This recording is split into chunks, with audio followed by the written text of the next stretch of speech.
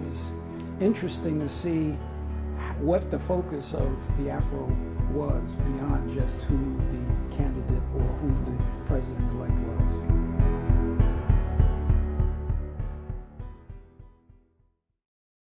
My first realization of the race coverage stems from the 1905 inauguration of Teddy Roosevelt.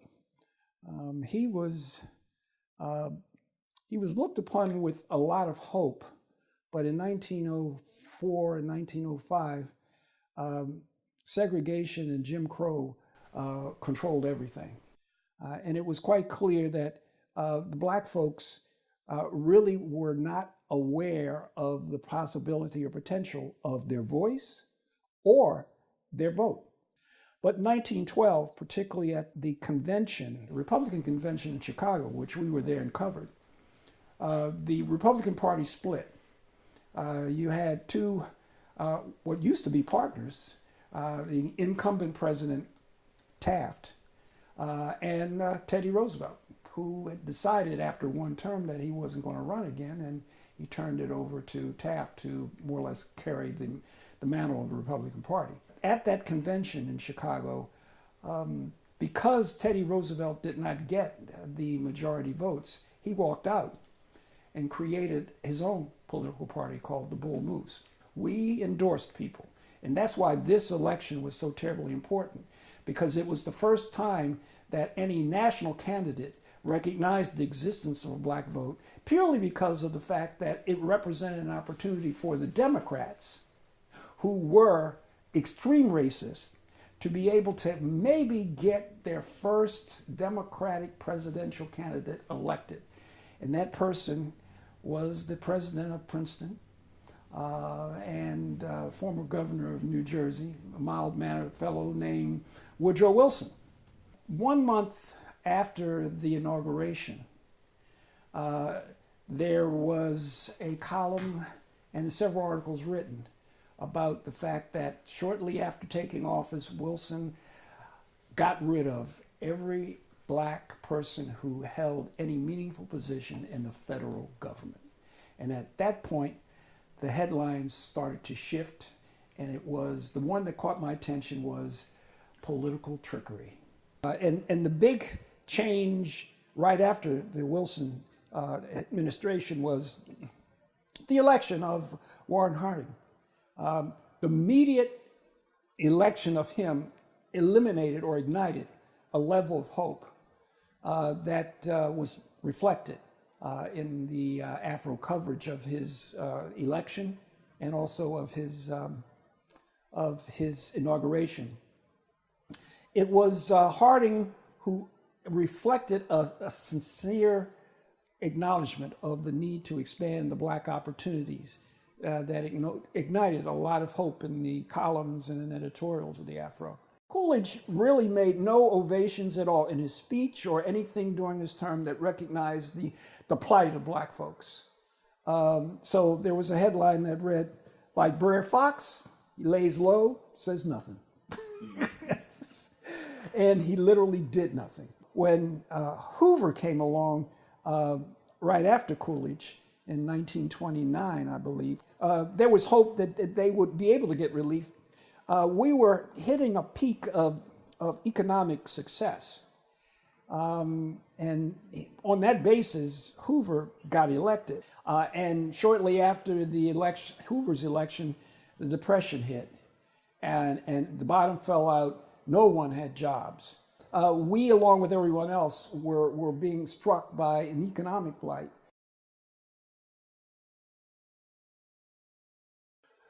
Roosevelt, with the New Deal, he focused on bringing jobs to a country that was on its knees. His first term was to try and create some social programs, as you know, to stimulate the economy. For that reason, he was probably, up to that point, the most popular president, because everyone saw success coming out of a period where everybody was suffering, and for the black community particularly, because he started to open up the doors and address directly the discrimination that existed in the federal government, because we realized that there was still Jim Crow. And even though he gave us jobs, he did very little to address many of the other Jim Crow things, segregation. The 33 inauguration, black folks, for the first time, were invited to attend the inauguration of the United States president. But there were objections raised. The first objection appeared in the Afro and by a column by Carter G. Woodson, because he raised the question, it's great to be invited, but will we be included? And in 1937, Mary McLeod Bethune was invited, but it was also noted in the Afro that she was going to be seated on the grandstand, right behind the president.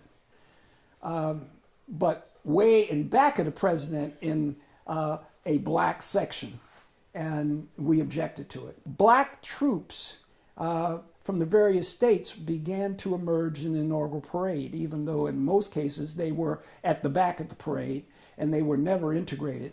But at least they started to appear in the celebration of our new president. We were constantly raising the civil rights of, look, if we're going to fight, we want to be treated equally. In the 1949 inauguration coverage of Truman, we have a column that's written by Charles Houston. And he wrote this column about the excitement of this particular inaugural celebration, including integrated units and having parties that were integrated. The ball was integrated. And he just could not help but let his imagination go crazy by saying, somewhere out there, watching this inauguration, because I believe that was the first inauguration that was televised on TV, there is a black person who will probably be the first black president. Shortly after Truman's inauguration and the good things that he did, we had a shift from the Democrats to the Republicans.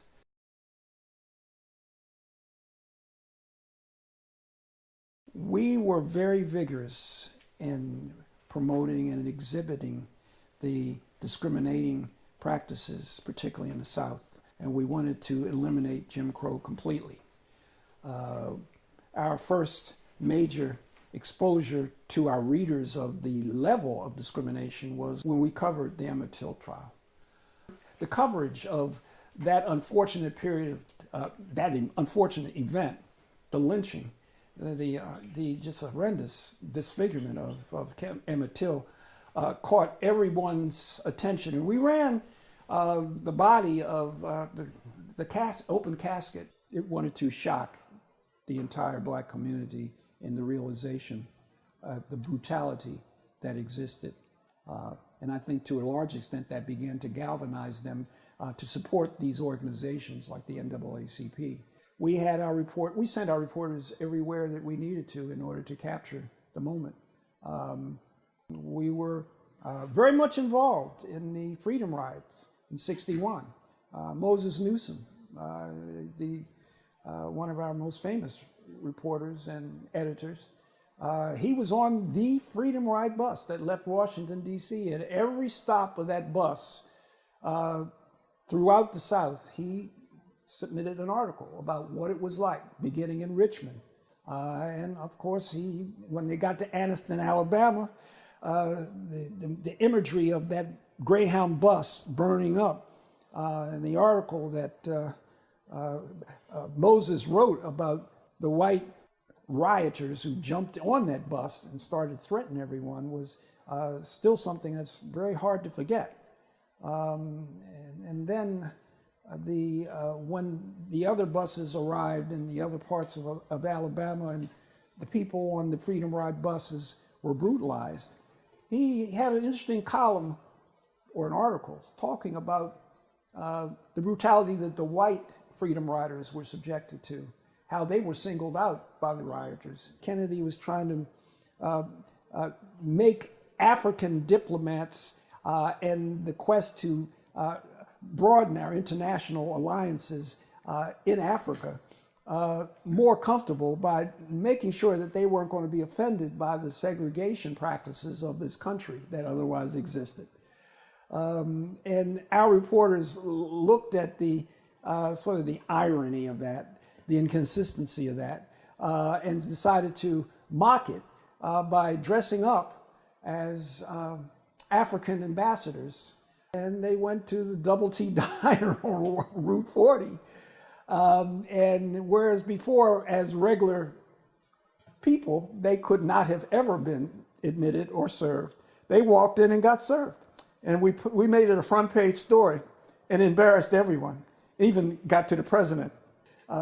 It had an impact, it made an impact. It was an important part of the Afros making a difference in the black community's rights to enjoy this country. We were demanding that there was, the black folks be given an opportunity to show that we could do just as much, if not more, than the white predecessors.